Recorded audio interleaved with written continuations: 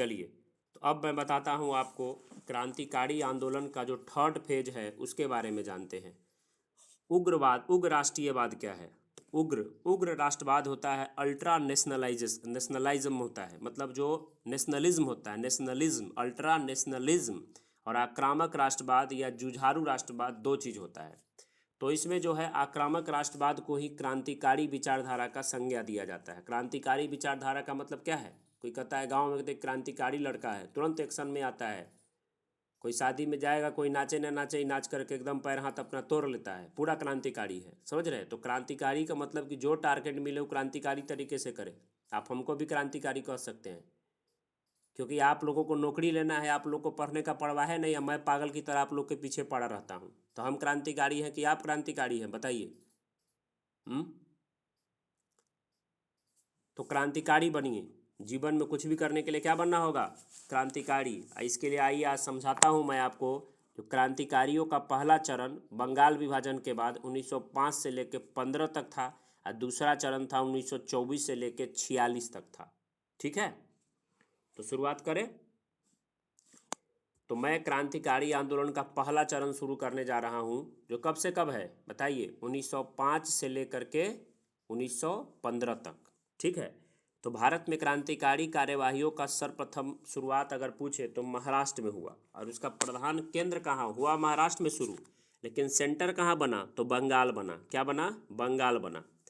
तो महाराष्ट्र में क्रांतिकारिता का शुरुआत हुआ, तो आइए जानते हैं कैसे शुरू हुआ। महाराष्ट्र में क्रांतिकारिता के बारे में हम लोग जानते हैं। महाराष्ट्र में सर्वप्रथम क्रांतिकारी गतिविधियों को रामोसी आंदोलन 1879 के द्वारा वासुदेव बलवंत फरके ने शुरू किया था। ठीक है, वासुदेव बलवंत फरके ने रामोसी आंदोलन के द्वारा 1879 में क्रांतिकारी आंदोलन का शुरुआत किया था। बार बार परीक्षा में पूछता है कि रामोसी विद्रोह किधर हुआ था, तो पश्चिमी घाट इसका आंसर होता है। पश्चिमी घाट महाराष्ट्र साइड पड़ता है, तो ये सवाल खूब पूछता है। रामोसियों जो था, रामोसियों ने अंग्रेजों को भारत से खदेड़ने के लिए पहली बार सशस्त्र संघर्ष किया था, और अपने उद्देश्य की पूर्ति हेतु डकैतियाँ तक उनको करा था। उन्होंने क्या किया था? डकैती तक करने का काम किया था। कौन? रामोसी लोग किए थे। हाँ, तो ये हो गया। और इसके उपरांत क्या हुआ था कि पूना में सर्वप्रथम यूरोपियों की राजनीतिक हत्या हुई थी। यूरोपियनों की राजनीतिक हत्या, समझ रहे हैं? सबसे पहले कहाँ हुआ? देश में पूना में हुआ। तो इसके लिए दो चित्पावन ब्राह्मण जाति के थे। कौन से ब्राह्मण थे?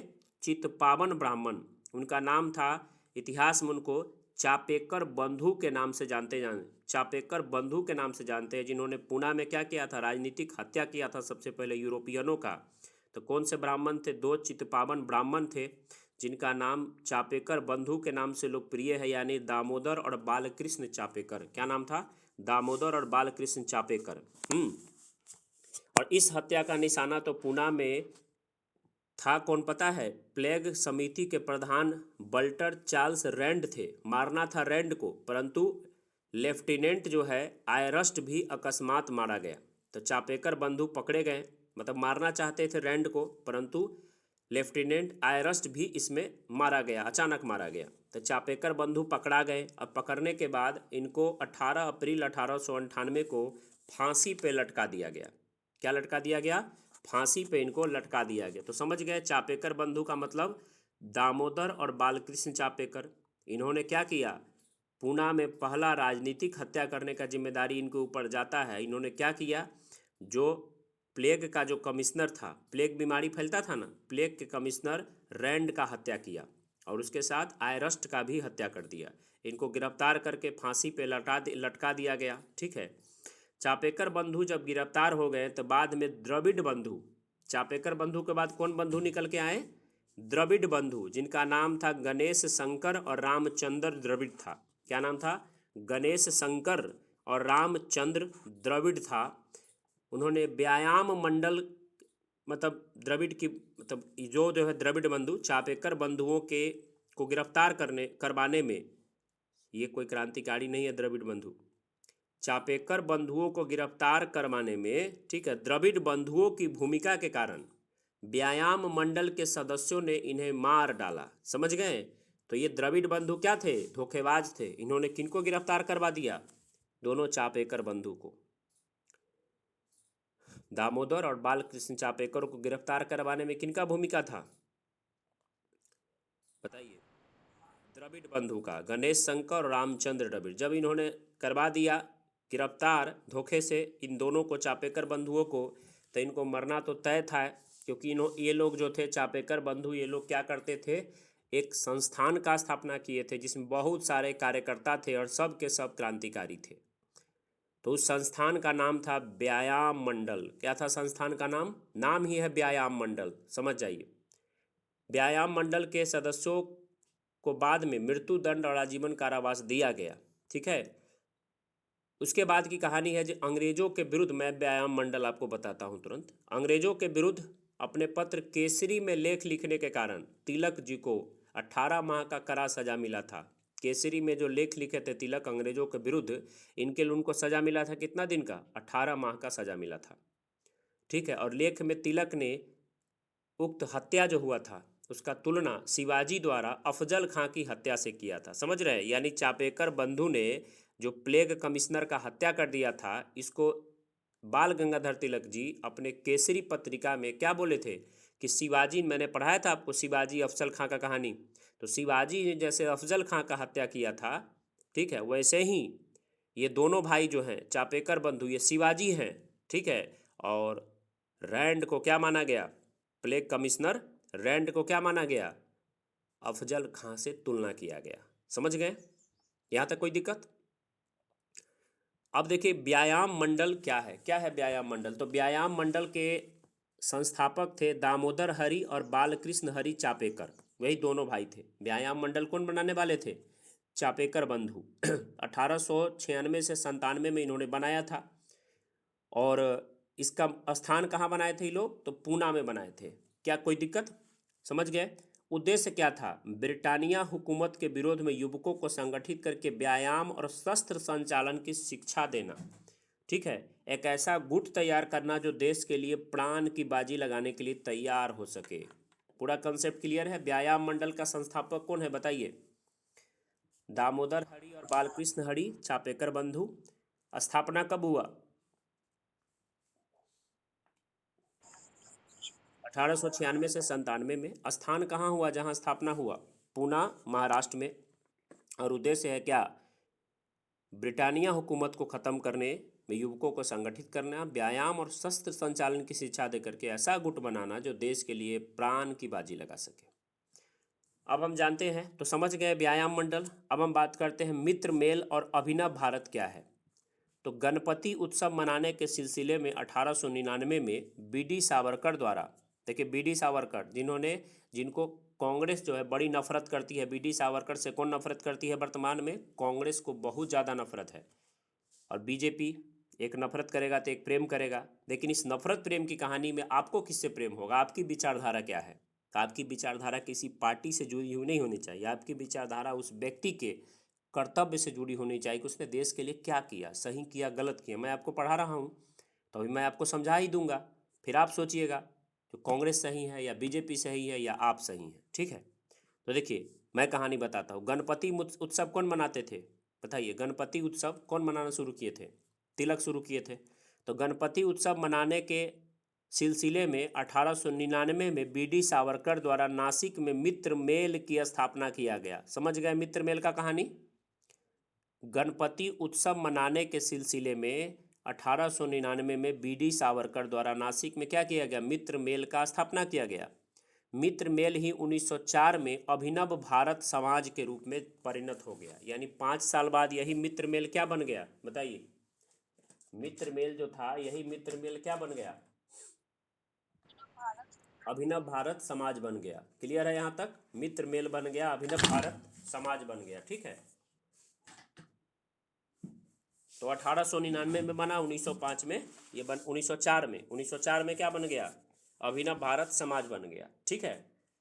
सावरकर द्वारा स्थापित इस अभिनव भारत का महाराष्ट्र के क्रांतिकारियों संगठन में पहला स्थान था। महाराष्ट्र में जितना भी क्रांतिकारी संगठन था उसमें पहला स्थान किसका था? बीडी सावरकर द्वारा बनाया गया मित्र मेल का, ठीक है। मित्र मेल जो बीडी सावरकर बनाए थे महाराष्ट्र के क्रांतिकारियों में क्या था? इसका पहला स्थान था, ठीक है। महाराष्ट्र के क्रांतिकारी संगठनों में इस संगठन का क्या था? पहला स्थान था। 1899 में बना था किस नाम से? मित्र मेल। और 1904 में बन गया किस नाम से? अभिनव भारत। बनाने वाले कौन थे?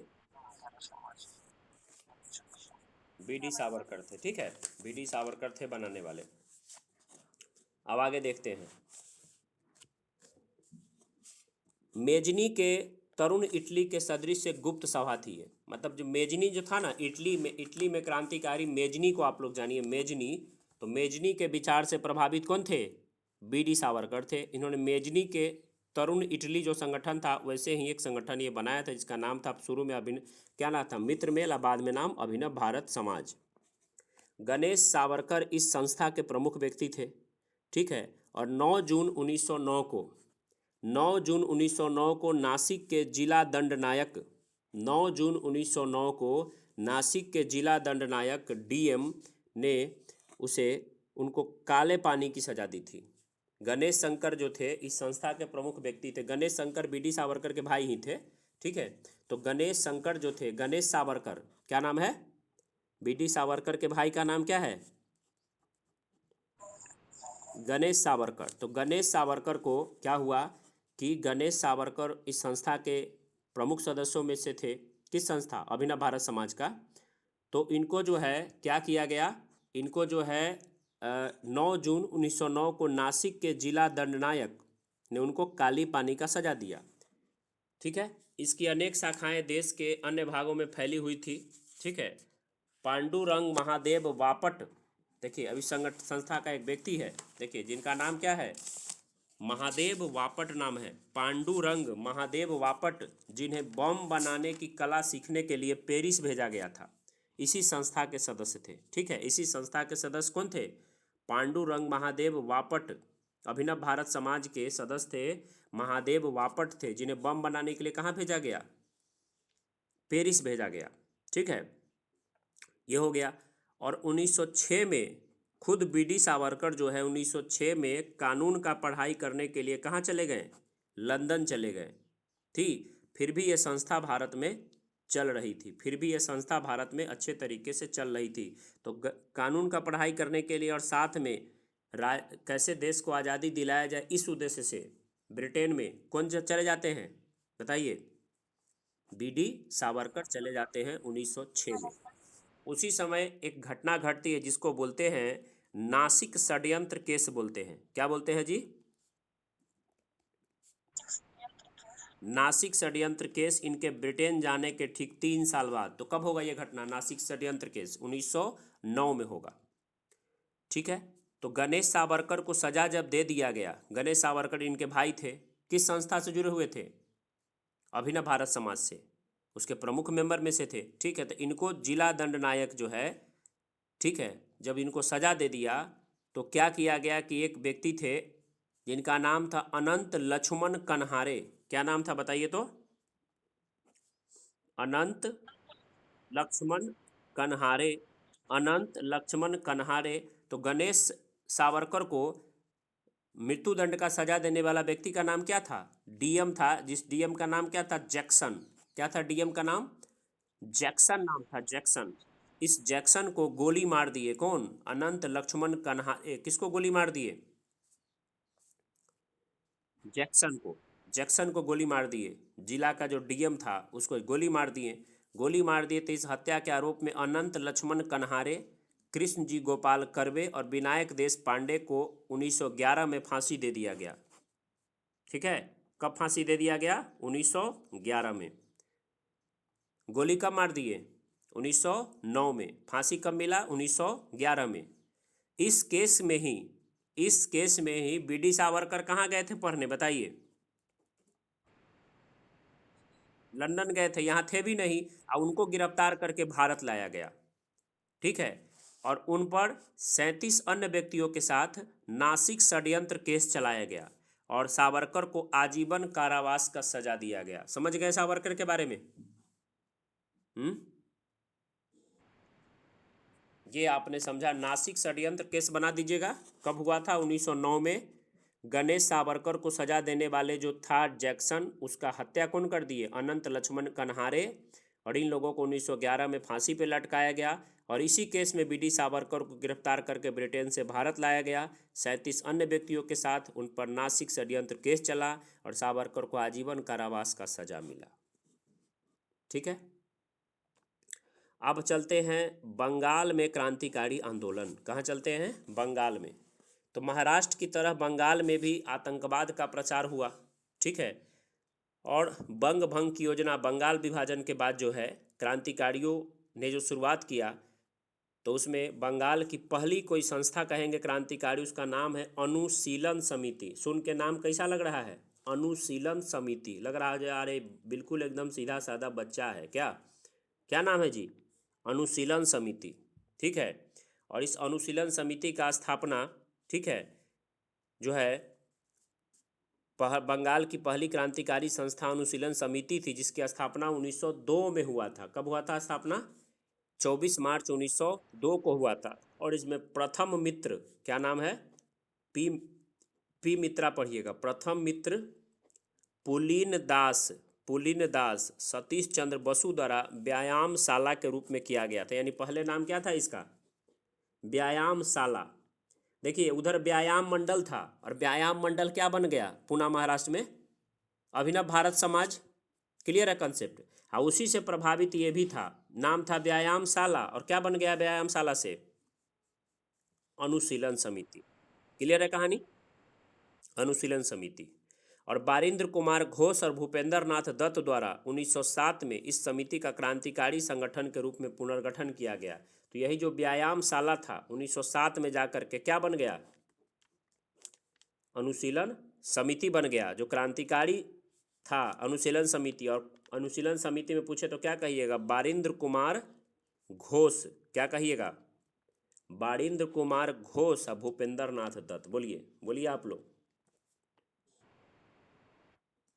बारिंद्र कुमार घोष और भूपेंद्र नाथ दत्त। ठीक है, इन्होंने क्या कर दिया? इस व्यायामशाला को क्रांतिकारी संगठन बना दिया और नाम क्या रख दिया? अनुशीलन समिति। ठीक है, यहाँ तक। बंगाल में अनेक क्रांतिकारी समाचार पत्र जैसे निकलता था, संध्या निकलता था। क्रांतिकारी समाचार पत्र का नाम क्या था? संध्या। ब्रह्म बांधव उपाध्याय निकालते थे। वंदे मातरम आपको फंसा पता है, अरविंद घोष का। क्या? युगांतर निकलता था भूपेंद्र दत्त का, वही भूपेंद्र नाथ दत्त जो थे उनका क्या निकलता था? युगांतर। ठीक है, भवानी मंदिर निकलता था वारिंद्र घोष का। वारिंद्र घोष का क्या निकलता था? भवानी मंदिर। इनका जो देखिए यह जो अनुशीलन समिति बनाने वाले थे बारिंद्र कुमार घोष, इनका पत्रिका क्या निकलता था? बहुत फेमस, भवानी मंदिर। क्या निकलता था? भवानी मंदिर। अब भूपेंद्र नाथ दत्त का क्या निकलता था? युगांतर। और ये परीक्षा में खूब पूछता है। भवानी मंदिर पत्रिका के संपादक तो क्या कहिएगा? बारिंद्र कुमार घोष। ठीक है, युगांतर के क्या कहिएगा? भूपेंद्र नाथ दत्त। ठीक है, तो ये बात आप याद रखिए। वर्तमान रणनीति भी बारिंद्र घोष का निकलता था। वर्तमान रणनीति। तो ये सब जो है पूरा का पूरा कहानी है।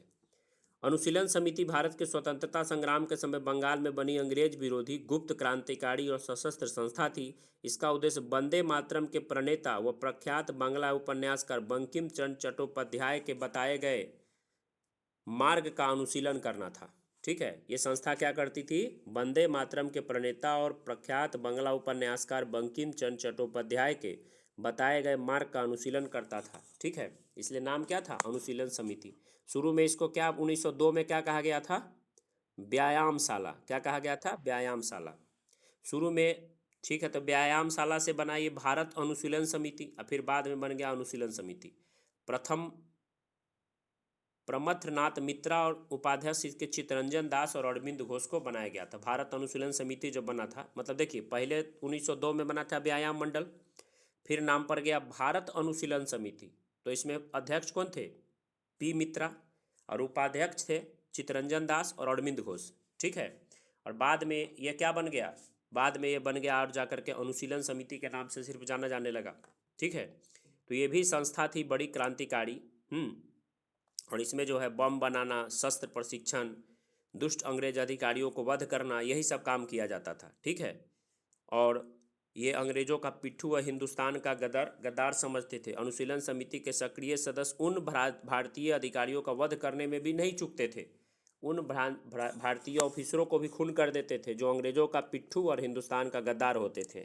ठीक है, तो ये जो 1902 में बना व्यायाम मंडल बाद में क्या बन गया, भारत अनुशीलन समिति, जिसके अध्यक्ष कौन थे, पी मित्रा, और उपाध्यक्ष सी आर दास, चित्तरंजन दास और अरविंद घोष।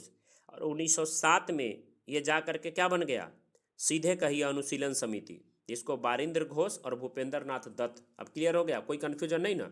बारिंद्र घोष और भूपेंद्र नाथ दत्त ने क्या किया, पुनर्गठित करने का काम किया। और बारिंद्र कुमार घोष का कौन सा पत्रिका निकलता था फेमस, भवानी मंदिर, और भूपेंद्र नाथ दत्त का निकलता था युगांतर। और इस समिति का नाम जो अनुशीलन समिति किया गया वारिंद्र घोष और भूपेंद्र नाथ दत्त के द्वारा 1907 में, इसका उद्देश्य क्या हो गया पता है, खून के बदले खून। क्या उद्देश्य था, खून के बदले खून। ठीक है, तो ये हो गया। ठीक है, अब मैं आपको सीधे लेके चल रहा हूँ मुजफ्फरपुर बम कांड।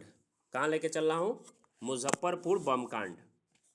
तो एक व्यक्ति थे जिनका नाम था, मजिस्ट्रेट थे, क्रूर मजिस्ट्रेट। मुजफ्फरपुर जो मैं देख रहा हूँ, मुजफ्फरपुर के जो होंगे उनको सब पता है, मुजफ्फरपुर जो बना हुआ है, जो जहाँ पे कोर्ट है मुजफ्फरपुर का, उसके आसपास की ये घटना घटती है कि D.H. किंग्सफोर्ड नाम रहता है मजिस्ट्रेट का। क्या नाम रहता है, क्रूर मजिस्ट्रेट का क्या नाम रहता है, किंग्सफोर्ड।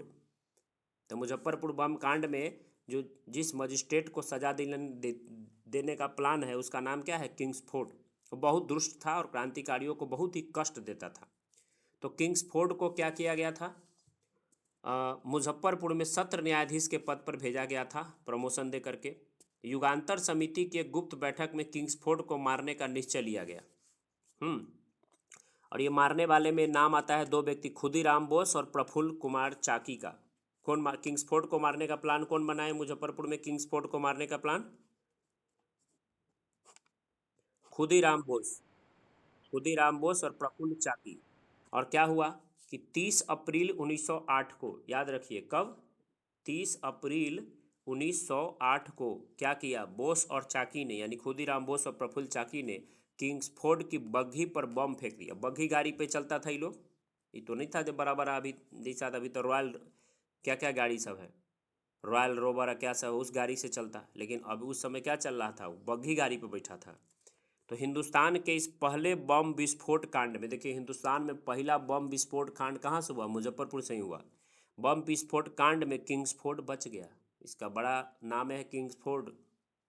मन्नत भगवान से मांगी होगी पत्नी, बेचारा बच गया किंग्सफोर्ड। ठीक है, लेकिन दुर्भाग्य देखिए, भारत का जो आज़ादी के सपोर्टर एगो परिवार था जिसका नाम था मिस्टर कैनेडी। ठीक है, मिस्टर कैनेडी की पत्नी, मिस्टर कैनेडी की पत्नी और पुत्री वो बेचारी मारी गई। तो किंग्सफोर्ड बच गया, लेकिन मारा गया कौन, जो भारत के आज़ादी के पक्ष में बात करते थे, अच्छे व्यक्ति थे, उनकी ही पत्नी, जिनका नाम था मिस्टर कैनेडी की पत्नी, मतलब मिस्टर कैनेडी थी, मिस्टर कैनेडी जो थे, जो भारत की आज़ादी चाहते थे, उनकी पत्नी और उनकी बेटी मारी गई। ठीक है, और बेनी रेलवे स्टेशन, कौन स्टेशन, बेनी रेलवे स्टेशन पर चाकी और बोस पुलिस से घिर गए। तो चाकी ने क्या किया, खुद अपने आप को गोली मार लिया। प्रफुल्ल चाकी क्या किए, खुद अपने आप को गोली मार लिए। और 11 अगस्त 1908 को, 11 अगस्त 1908 को 18 वर्ष की आयु में मुजफ्फरपुर जेल में फांसी दे दिया गया। किनको, खुदीराम बोस को। और ये 1918 वर्ष का एज दे रहा है। 18 वर्ष में तो आप लोग को अभी कोई सेंस भी नहीं होता है, उससे भी कम इनका एज था, 16 वर्ष कहा जाता है, 15-16 वर्ष। और उसी समय इनको फांसी का सज़ा दे दिया गया। सबसे कम उम्र में फांसी की सज़ा पर चढ़ने वाले व्यक्ति पूछे परीक्षा में तो क्या कहिएगा, खुदीराम बोस कहिएगा। बताइए, समझ में आया, कोई दिक्कत।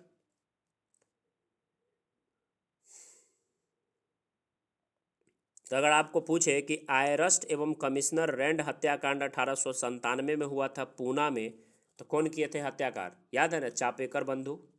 हाँ, मुजफ्फरपुर बम कांड हुआ मुजफ्फरपुर में 1908 में, तो कौन किए थे, खुदीराम बोस और प्रफुल्ल चाकी। कोई कंफ्यूजन नहीं। ठीक है, अब मैं आता हूँ अलीपुर, अलीपुर षड्यंत्र केस। क्या है अलीपुर षड्यंत्र केस, तो ये छोटा सा बात है, कोई ज़्यादा इसमें सोचना नहीं। देखिए क्या है कि सरकार ने मानिक टोला उद्यान है, कलकत्ता में कौन सा उद्यान था, मानिक टोला उद्यान। ठीक है, तो वहाँ अवैध हथियारों का तलाशी किया, छापा मारा और 34 व्यक्तियों को गिरफ्तार किया। और इन सभी व्यक्तियों पर, अलीपुर पड़ता है, कलकत्ता में ही पड़ता है अलीपुर, अलीपुर कलकत्ता में ही मानिक टोला उद्यान भी है, गार्डन भी है। तो मानिक टोला जो गार्डन है उसमें सरकार ने छापा मारा, तो 34 व्यक्ति को गिरफ्तार किया गया अवैध हथियार छिपा कर रखने के जुल्म में। और उन लोगों को जो है क्या किया गया, अलीपुर में ही जेल, अलीपुर में ही कारागार है, जेल है, तो अलीपुर कलकत्ता में ही रखा गया उनको जेल में।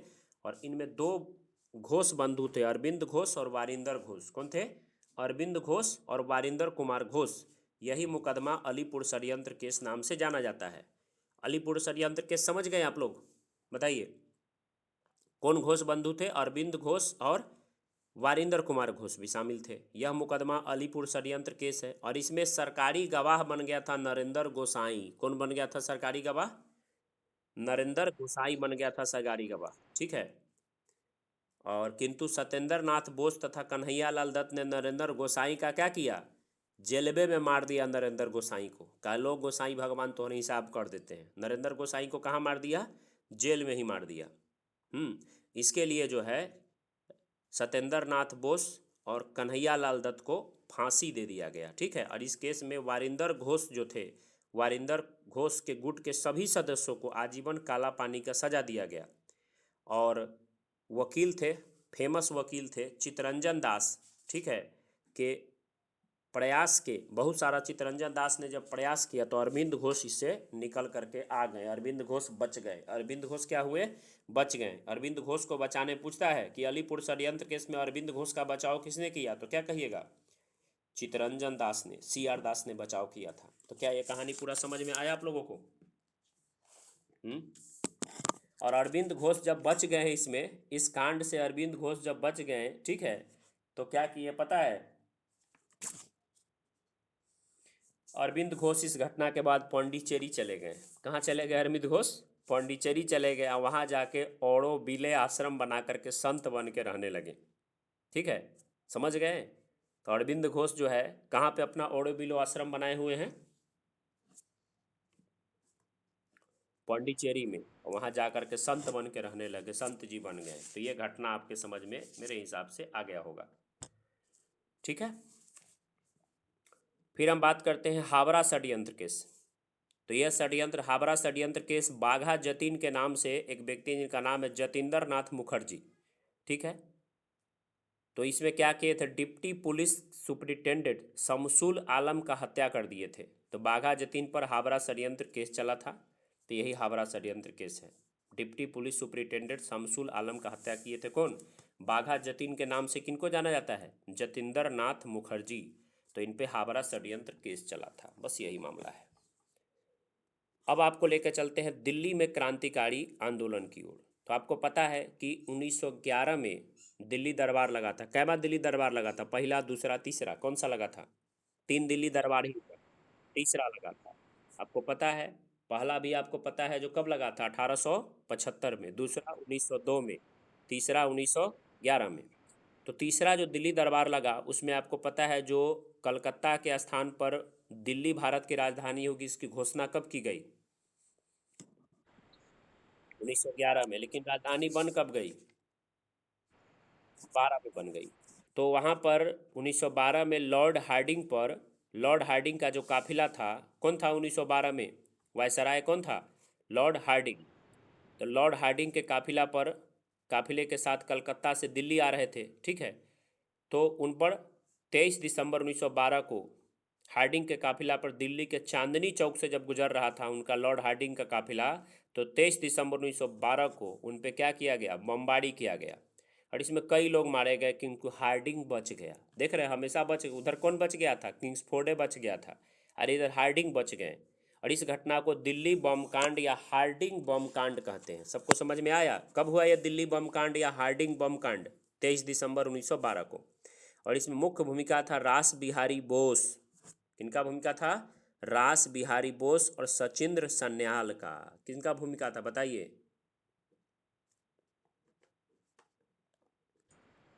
रास बिहारी बोस और सचिंद्र सन्याल का भूमिका था। ठीक है, और इसमें मास्टर अमित चंद्र, मास्टर अवध बिहारी, बाल मुकुंद एवं बसंत कुमार बिस्वास ने इस घटना को अंजाम देने का काम किया था और इसमें 13 व्यक्तियों को गिरफ्तार करके दिल्ली षड्यंत्र केस चला था। ठीक है, दिल्ली षड्यंत्र केस चला था। दीनानाथ, ठीक है, हनुमंत सहाय, बलराज आदि को देश से निर्वासित कर दिया गया। रास बिहारी बोस जो है, ये रास बिहारी बोस जान जाइए, यही रास बिहारी बोस कहाँ भाग जाते हैं इस समय? जापान चले जाते हैं। रास बिहारी बोस कहाँ चले जाते हैं? जापान चले जाते हैं और जापान जाके 1942 में वो इंडियन इंडिपेंडेंस लीग बनाते हैं। क्या बनाते हैं? India India independence India India independence league 1942 में कौन बनाते हैं बताइए? मतलब 1942 में इंडिया इंडिपेंडेंस लीग का गठन करते हैं। ठीक है, और बाद में यही इंडिया इंडिपेंडेंस लीग का कमान ये दे देते हैं किनके हाथ में? सुभाष चंद्र बोस के हाथ में। और तब इसका नाम हो जाता है आज़ाद हिंद फौज। क्लियर है कंसेप्ट?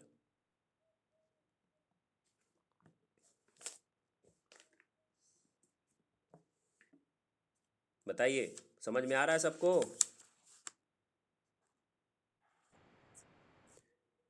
संक्षिप्त में 2 मिनट में पूरी घटना फिर से।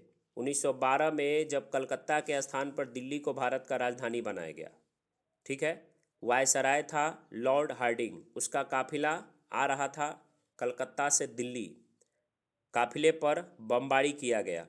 रास बिहारी बोस, सचिंद्र सन्याल, मास्टर अमित चंद्र, मास्टर अवध बिहारी, बाल मुकुंद, बसंत कुमार बिस्वास ने इस घटना को अंजाम दिया।